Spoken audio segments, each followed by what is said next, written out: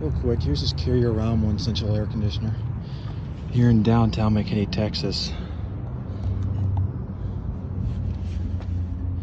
It's actually a heat pump.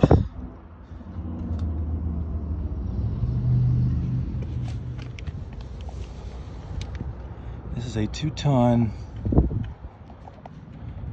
manufactured in January 1986.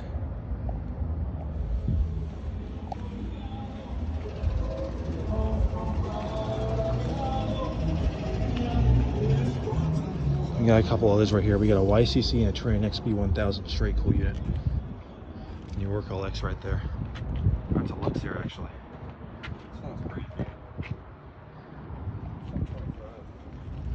That's a brand new 25 one, I guess.